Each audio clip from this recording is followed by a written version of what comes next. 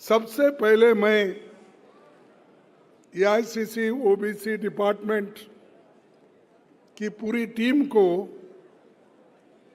OBC leadership भागीदारी न्याय सम्मेलन आयोजित करने के लिए बहुत बहुत बधाई देता हूं।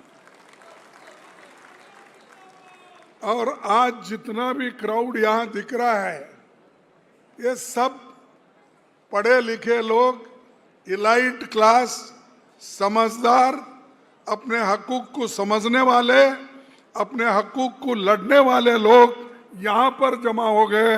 ये सबसे मुझे बहुत बड़ी खुशी है। और मैं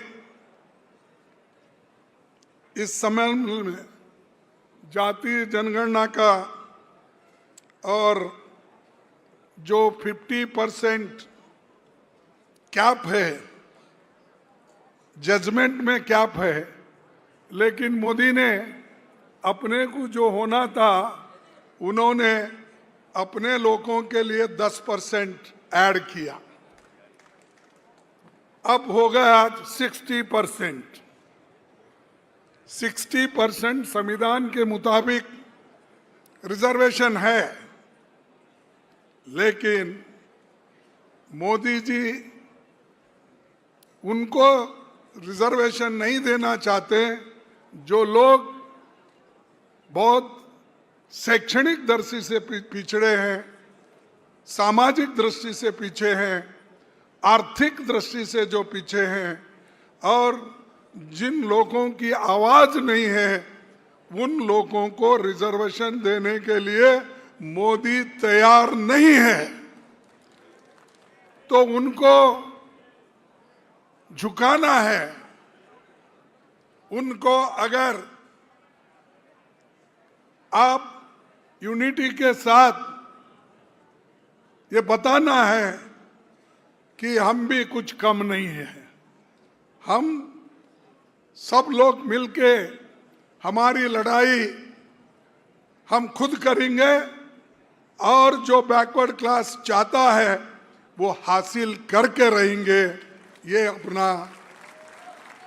एक जिद होनी चाहिए। भाइयों, आपको रणनीति भी बनाना है और आपको लड़ना भी है। और लड़ना इसलिए जरूरी है, कोई हमको मांगने से नहीं देता। हमको कभी एजिटेशन करना पड़ता है, कभी अपनी ताकत दिखाना, कभी जब चुनाव का वक्त आता है उसमें शामिल होकर, एक होकर अपने लोगों को, अपने उसूलों पे चलने वालों को चुनाव में ज्यादा से ज्यादा चुन के लाना, ये बहुत बड़ी बात है। क्योंकि तुम्हारी आवाज वो उसी वक्त सुनेंगे जिस वक्त बैकवर्ड क्लासेस के लोग सभी सीटों में चुन के आएंगे, जहां पर भी सीट मिलने दो। और सबका एक सोच होना चाहिए, अरे मेरे भाई को मिला है, मैं मदद करना, ये भावना होना चाहिए। ये नहीं होना अरे मेरे को कहाँ दिए, उसको दिए, इसको दिए। अरे बैकवर्ड क्लास में तो बहुत से कास्ट हैं, लेकिन जो लोग अपने विचारधारा पे हमारे साथ मिलते हैं, उनको साथ लेके चलना, वैसे ही लोगों को चुनना, ये आप सबका फर्ज होता है। अब बैकवर्ड तो खुद ही मोदी साहब बोलते हैं। जब वो पहले अपर कास्ट में थे, लेकिन बाद में जब वो चीफ मिनिस्टर बने, अपना नाम उन्होंने, अपने कम्युनिटी का नाम उन्होंने बैकवर्ड लिस्ट में डलवा लिया। किसी को पता ही नहीं चला। हम लोगों को भी पता चला जब वो एमपी बने और प्राइम मिनिस्टर बने, और उन्होंने शुरू किया अपनी चालबाजी, हर जगह बैकवर्ड में गए तो मैं बैकवर्ड हूं बोलना। भाइयों और बहनों, मैं बैकवर्ड का आदमी हूं, ये कांग्रेस वाले मुझे सता रहे हैं। अरे हम कहां सता रहे भाई, तुम सबको सता रहे हैं। तुम सबको सता रहे, सबको मट्टी में मिला के तुम अकेले जिंदा रहना चाहते हैं, और ये नहीं चलेगा। चल गया, एक बार, दो बार, तीन बार चल गया, इसके आगे नहीं चलेगा, क्योंकि वो हमेशा झूठों के सरदार है। झूठ बोलना ही उनका काम है। लेकिन लोगों में चीड़ क्यों नहीं आ रही, मेरे को समझ में नहीं आया। 2 करोड़ नौकरी दे तो बोले, झूठ बोले।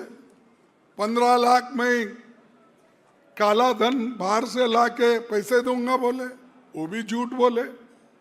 एमएसपी का बोले, वो भी झूठ बोले। मैं बैकवर्ड क्लास का इनकम बढ़ाऊंगा बोले, कहां बढ़ाए भाई, वो भी झूठ बोले। हर चीज मोदी जी झूठ बोलते रहते हैं। इसीलिए मैं हमेशा कहता हूं, मोदी जी ये झूठों के सरदार है। अपने जीवन में, खासकर पार्लियामेंट जैसे एक सदन में, वो झूठ बोलते हैं। इसका मतलब क्या है? लोग उसकी परीक्षा नहीं करते। आप लोगों को समझाना चाहिए, यह आदमी झूठा है, देश को गुमराह कर रहा है। और झूठ बोलने वाले प्राइम मिनिस्टर देश का और समाज का कभी भला ही नहीं कर सकते। भाइयों, सामाजिक न्याय 18वीं लोकसभा में चुनाव का सबसे अहम मुद्दा लेकर हमने आगे बढ़ा था, और हमारे को उसमें यश मिला। लेकिन थोड़े से 20-25 सीट अगर हमारी आते तो ये बीजेपी की और मोदी जी की तख्ता पलट हो जाती थी। और हर किसी भी समाज को ये 3 चीजों की आवश्यकता है। उस समाज में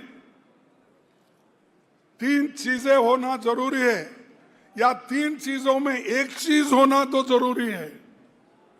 एक है आपके विचार, और दूसरा है, यानी विचार बोलो, बुद्धि बोलो, ये इंपॉर्टेंट है, या हमारे शिक्षण। दूसरा है मनुष्य बल, मानसिक बल, मनुष्य बल और आर्थिक बल। ये 3 बल में अगर एक भी बल तुम्हारे पास नहीं है, तुम आगे नहीं बढ़ सकते।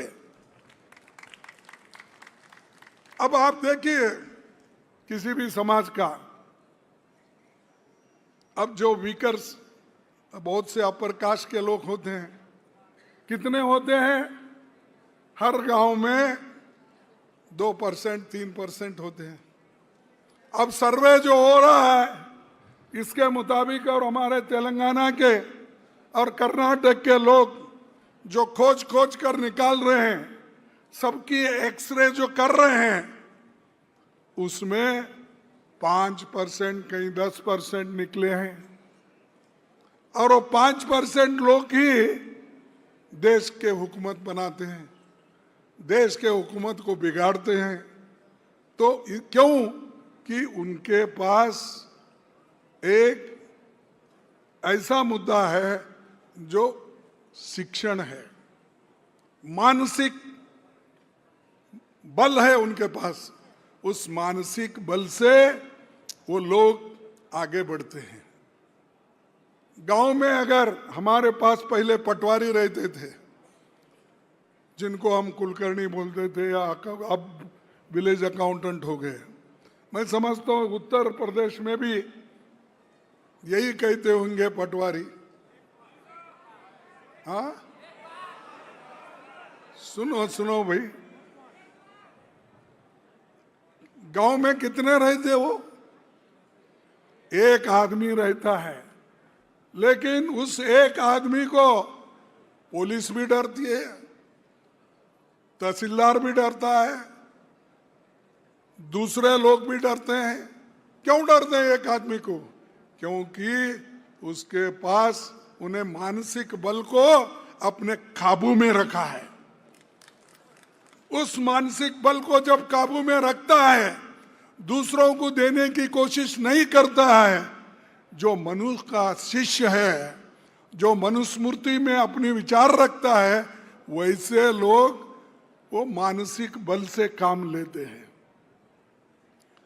दूसरा है मनुष्य बल। मनुष्य बल में अगर तुम सब लोग एक हो गए, डेमोक्रेसी में, लोकतंत्र में तुम्हारे को इज्जत मिलती है।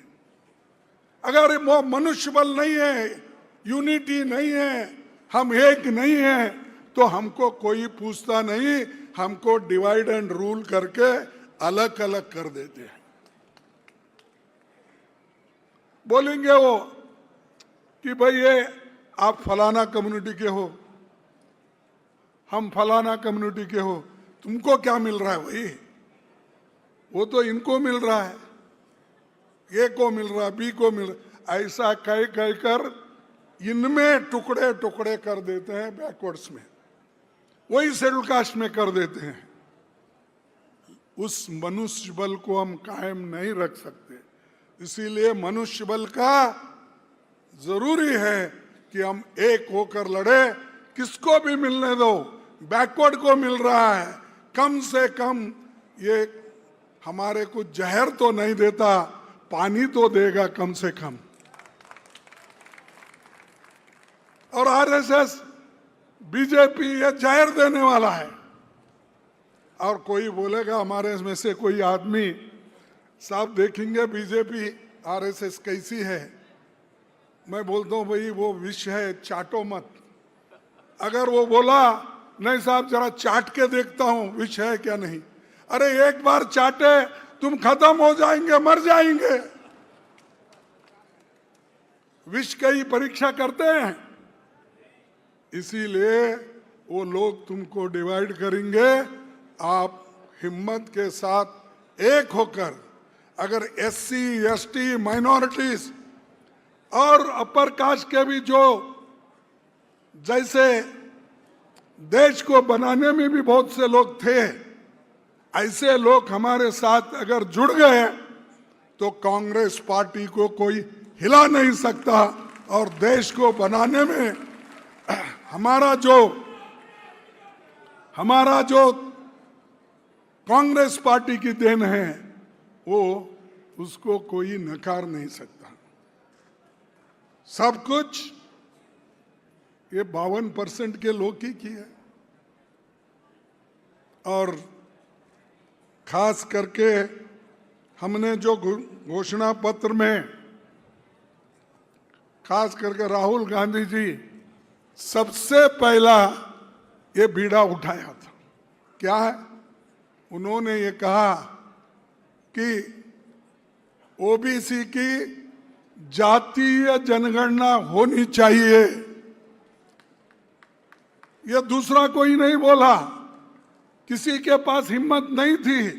सिर्फ एक ही आदमी घोषणा पत्र में भी कहा और खुले आम सबको उन्होंने कह रहा है। तो ऐसे लोगों के साथ जाना चाहिए।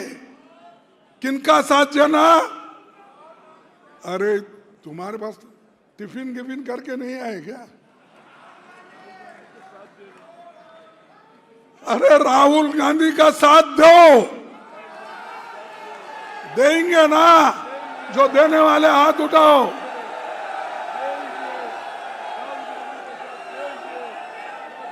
देखो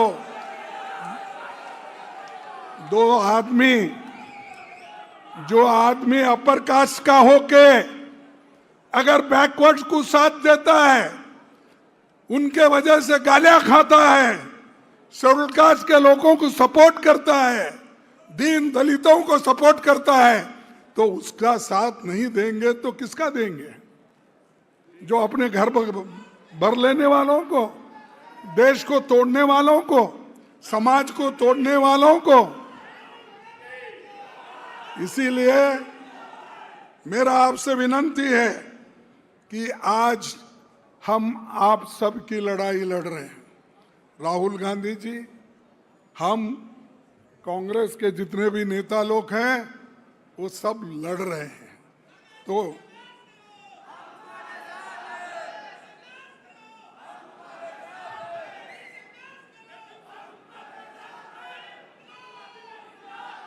और हमको ये भी चिंता है, देखो 11 साल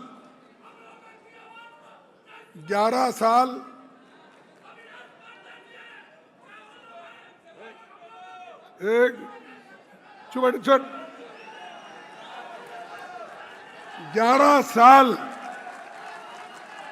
11 साल तक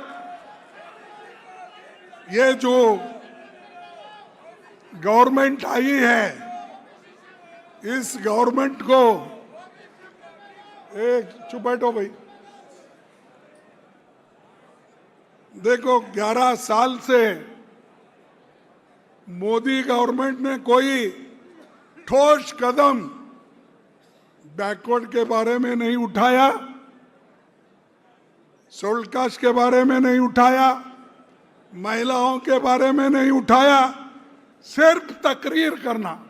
भाइयों और बहनों, मैं इसलिए उन्होंने यहां तक बोला, मैं अपने माँ बाप को पैदा नहीं हुआ, भगवान ने मुझे भेजा, बोला।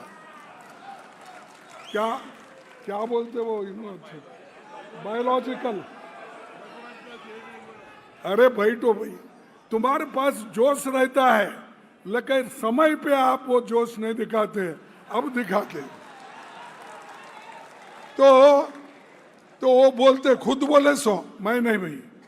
तो वो बोले कि मैं एक बायोलॉजिकल बेटा हूं, नॉन बायोलॉजिकल।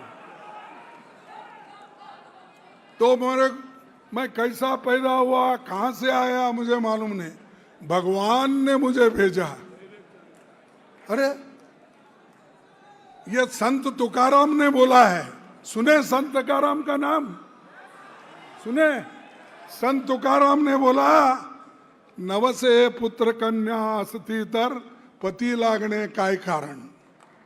अगर भगवान की सिर्फ ऐसा ही पूजा करते फिरते तो आपको बच्चे कैसा पैदा होते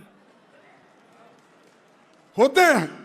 शादी कर लेना पड़ता भाई, शादी के बाद और रस्म रहते हैं, वो सब करने के बाद आपको बच्चा होते हैं। चुप ऐसा भगवान को ऐसा नमस्ते करने से, घर पे सोने से नहीं होता।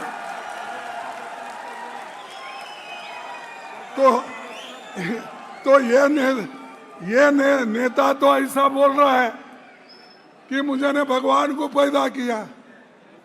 अरे अगर ऐसे लोग देश चलाते हैं, क्या इनके पास शास्त्रीय ढंग का विचार है? जो पंडित जवाहरलाल नेहरू जी के पास था, जो शास्त्रीय विचारधारा थी, जो आइडियोलॉजी थी, उस आइडियोलॉजी का एक अंश तो इसके पास है। मैं बैकवर्ड हूं, तो बैकवर्ड के लिए क्या करना, ये कभी इसने सोचा? सबका साथ, सबका विकास और सबका सत्यानाश।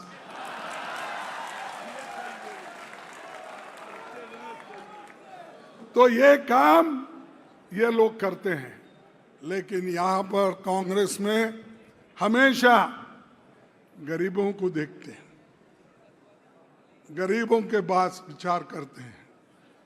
अब जितने भी सोनिया गांधी जी ने प्रोग्राम दिया,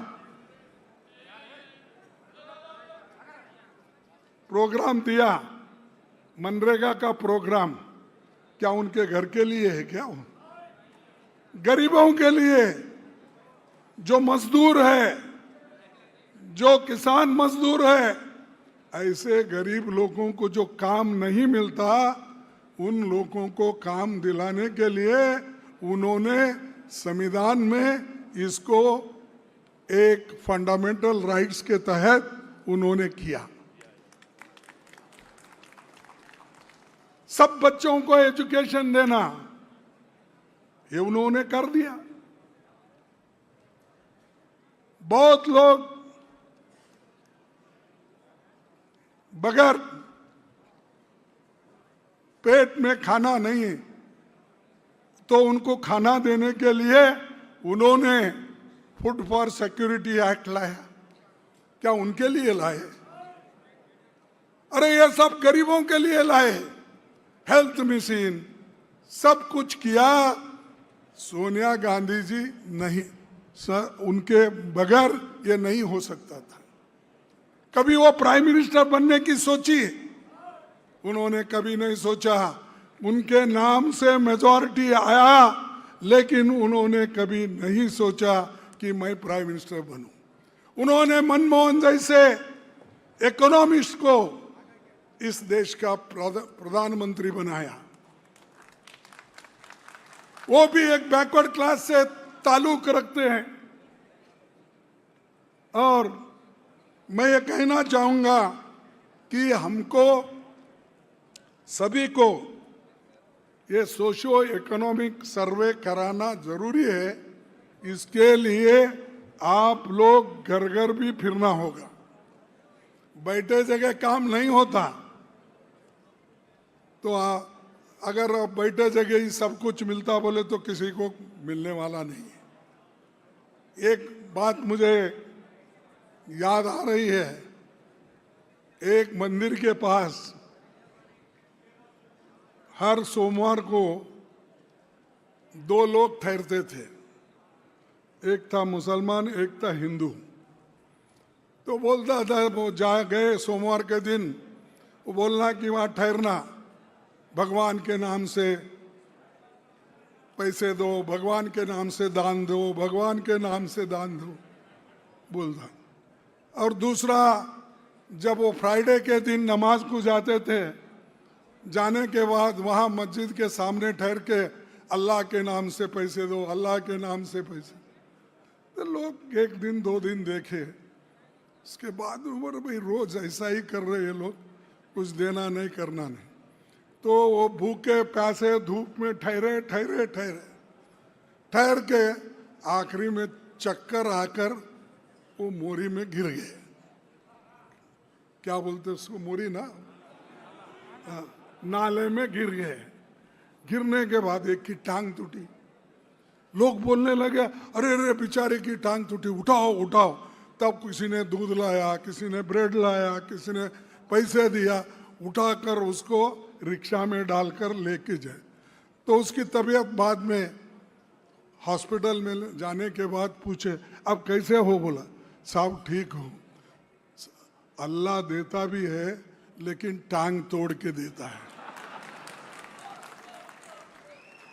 तो उन्हें बोला, अब मालूम हुआ मुझे, अल्लाह देता है लेकिन टांग तोड़ के देता है। तो उसी लिए भाइयों, अल्लाह देता है सब कुछ, सरकार भी देती है, हमारी पार्टी भी करती है, हमको मेहनत करना पड़ता है। इसीलिए मैं ये बोल रहा हूँ एग्जाम्पल, बैठे जगह सब कुछ नहीं मिलता, कभी लेना पड़ता है, कभी ऐसा हाथ जोड़ के लेना, कभी मांगना पड़ता है, कभी छीनना पड़ता है।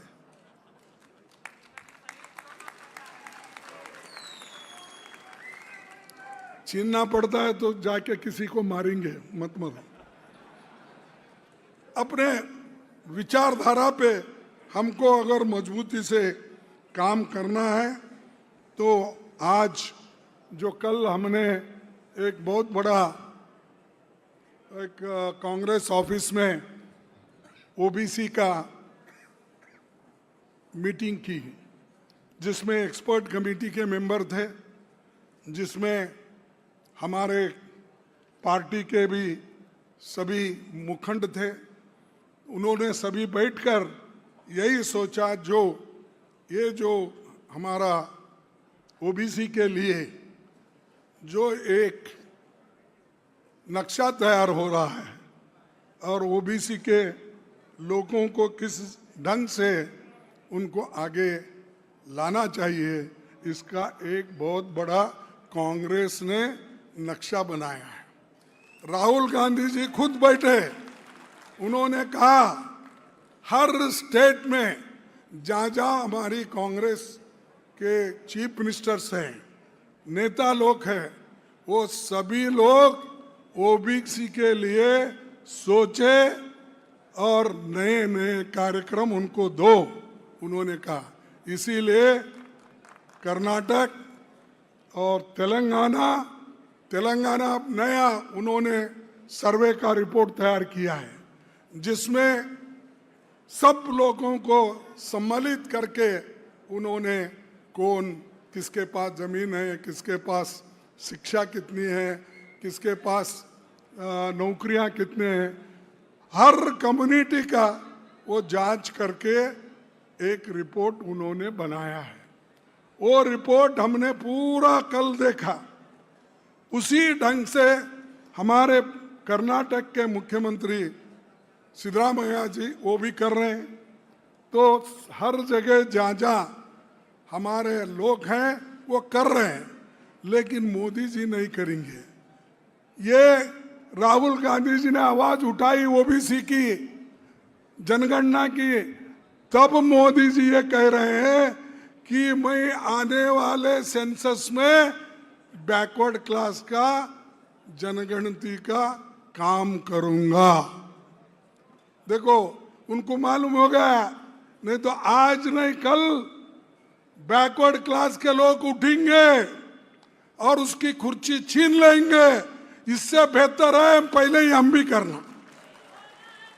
तो उन्होंने अब डाला है, लेकिन कहाँ तक पहुंचा था मालूम नहीं है, क्योंकि उन्होंने तो कहा पहले कि और उनके जो आरएसएस के लोग हैं वो पहले ही बोले थे और मोदी जी भी पहले इम्प्लीमेंट करे। 75 साल होने के बाद कोई पावर में नहीं रहना, तो इसीलिए तो उन्होंने आडवाणी को घर बिठाया, मुरली मनोहर जोशी को घर बिठाया। और कितने लोग थे, मैं आपको मालूम है मेरे से भी ज़्यादा, यहाँ यूपी, बिहार और हिमाचल, हरियाणा, यहाँ के सब लोग में। तो वो बोले कि इसीलिए वो मार्गदर्शक बन के रहेंगे। अब इनके 75 खत्म हो रहा है, इन्हों कब बाहर निकलेंगे, ये मुद्दा हमारे सामने भी है। क्या इन्हों निकलेंगे? इन्हों सबको तोड़ मोड़ के उनके जो खबर रही थी ना, खबर के ऊपर बैठेंगे। मोदी जी, उनको देश के बारे में कुछ नहीं, सिर्फ अपनी कुर्सी की चिंता है। और बाकी के विषय मैं यहाँ बोलना नहीं चाहता हूँ, मैं पार्लियामेंट में बोलूँगा। जो भी पहलगांव का है, सिंदूर का है, और जो हमारे ट्रंप ने इतने बार बोला, 25 बार बोला मैंने सुलह कर दिया, सुलह कर दिया, सुलह कर दिया। हमारे मोदी साहब चुप बैठे, मुंह से बात ही नहीं निकल रही। तो जैसा कि महात्मा गांधी जी ने 3 इनका एक स्टोरी बनाया ना, मैं बुरा नहीं सुनूंगा, मैं बुरा बात नहीं करूंगा, मैं बुरा देखूंगा नहीं, ऐसा मोदी चुप बैठे, सवाल का जवाब नहीं दे रहे। अरे 25 बार अगर एक आदमी हमारे देश के बारे में यह कहता है कि मैंने सुलह कर दिया पाकिस्तान और हिंदुस्तान को, ये कहता है, तो आपको क्या, आप में जबान बंद है आपकी? आप मुक्के हो? बहरे हो, अंधे हो, क्या हो? इधर देश की रक्षा नहीं करते, इधर सामाजिक रक्षा नहीं करते, समाज के लोगों को उठाते नहीं और उनकी मदद नहीं करते, आरएसएस के पास फिरते रहते हो। बाबू,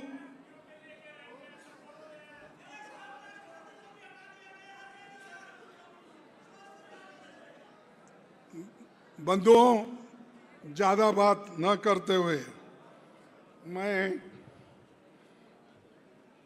सभी नौजवान से कहूंगा, 18 साल के ऊपर जितने भी हमारे नौजवान हैं वो सभी वोटर लिस्ट में आए जैसा करो और घर घर जाके अपने वोटर्स को मजबूत बनाओ और जो वोटर लिस्ट में वो डिलीट करने का काम वो कर रहे हैं।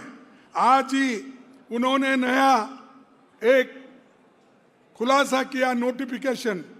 सिर्फ हम बिहार ही नहीं कर रहे, सारे हिंदुस्तान में हम करेंगे। आज ही उन्होंने कहा, उसका नोटिफिकेशन आया। तो गरीबों को खत्म करना चाहते हैं। ये तो पहले तो बैकवर्ड क्लास, शेड्यूल कास्ट और महिलाओं को वोटिंग पावर देने के लिए आरएसएस, बीजेपी, हिंदू महासभा तैयार नहीं थी।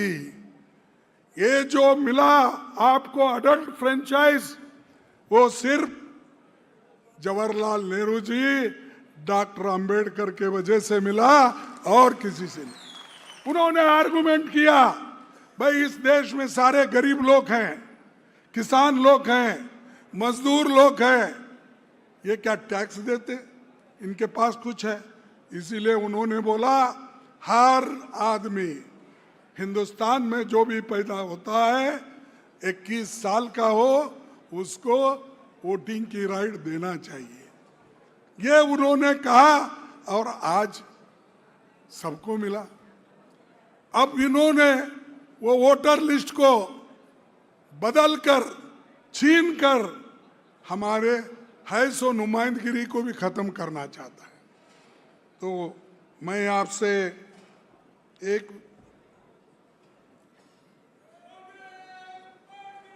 इसीलिए मैं आपसे विनती करूंगा कि आप लोग एक हो जाओ, एक होकर सबसे मिलो और सबसे ज्यादा सामाजिक न्याय की जरूरत है।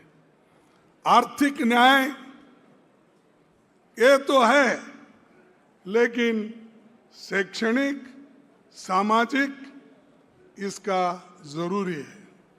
तो इसीलिए नेहरू जी भी ये बात कहे थे, दुनिया में आज सबसे जोरदार मांग सामाजिक न्याय और समानता की है। ये काम हमें योजना बनाकर वैज्ञानिक तरीके से करना होगा। ये पंडित जवाहरलाल नेहरू जी की बात है, उस वक्त की, 1951 की उन्होंने ये बात की। इसीलिए हमको एससी, एसटी, ओबीसी, अल्पसंख्यक, छोटे मोटे लोगों को लेके आगे बढ़ना है और socialism, secularism, justice, liberty, equality और फ्रेटर्निटी, इन चीज़ों को लेकर हमको आगे बढ़ना है। तो भाइयों, मैं आपसे यही उम्मीद करता हूं कि जो लोग आपके साथ है, आपके लिए लड़ने के लिए तैयार है, उनका साथ लो, आगे बढ़ो और हम आपके साथ हैं। कांग्रेस पार्टी आपके साथ है, राहुल गांधी आपके साथ है। हम सब मिलके जो भी समस्या है, हम बराबर आपके लिए लड़ते रहेंगे। आप एक होकर आगे बढ़ो, समाज के सभी वर्गों को मदद करो और देश को और प्रगति पथ पर लाओ। ये कहकर मेरे भाषण को मैं समाप्त करता हूं और आप सभी को धन्यवाद देता हूं। आप इतने बड़ी संख्या में आए, तो इसलिए आप तमाम को फिर एक बार मैं सलाम करके मेरी बात खत्म करता हूं।